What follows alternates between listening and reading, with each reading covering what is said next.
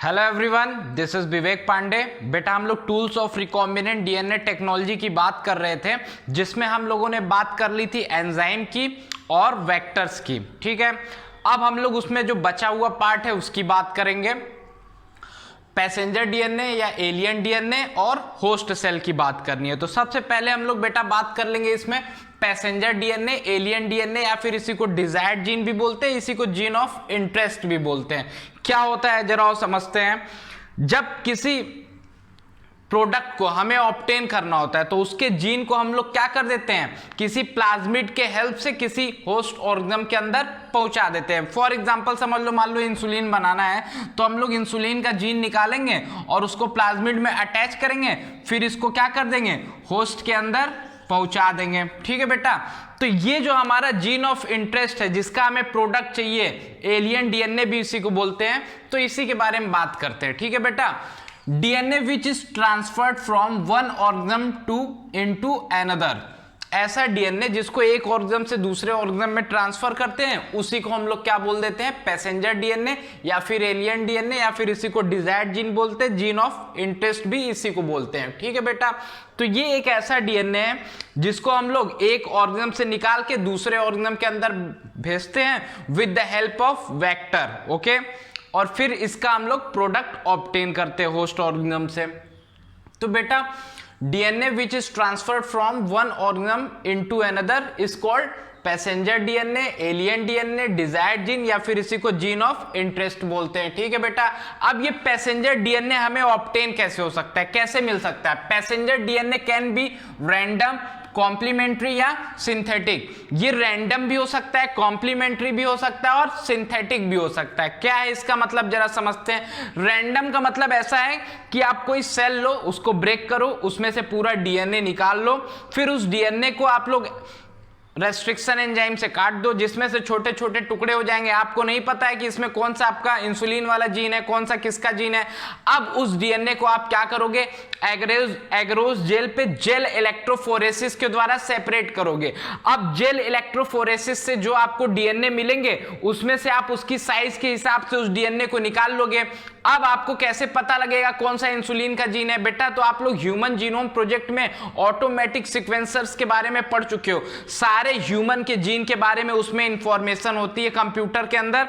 तो हम लोग क्या करेंगे, वो जो हमारा जो पार्टिकुलर सेगमेंट है उसको ले जाके ऑटोमेटिक सीक्वेंसर में डाल देंगे।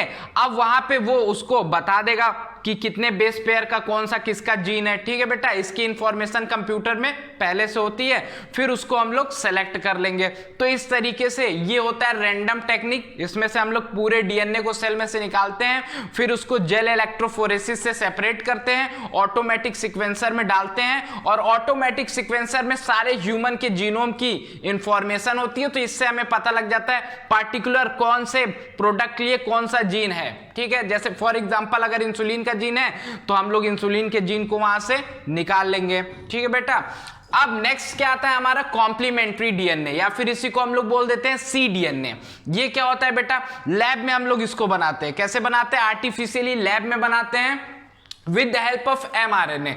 एमआरएनए की सहायता से रिवर्स ट्रांसक्रिप्टेज एंजाइम से हम लोग डीएनए का फॉर्मेशन कर लेते हैं। लैब में बनाते हैं एमआरएनए से रिवर्स ट्रांसक्रिप्शन के द्वारा डीएनए का फॉर्मेशन कर लेते हैं, शॉर्टर देन एक्चुअल डीएनए। और ये एक्चुअल डीएनए से छोटा होता है। क्यों छोटा होता है, क्योंकि जो हमारा ओरिजिनल डीएनए होता है उसके अंदर जब फॉर्मेशन होता है तो एक्सॉन पार्ट भी होता है और इंट्रॉन पार्ट भी होता है, लेकिन इसको हम लोगों ने एमआरएनए से बनाया तो इसके अंदर इंट्रॉन पार्ट नहीं होंगे, नॉन फंक्शनल पार्ट नहीं होंगे, खाली इसके अंदर कौन सा पार्ट होगा, फंक्शनल पार्ट होगा।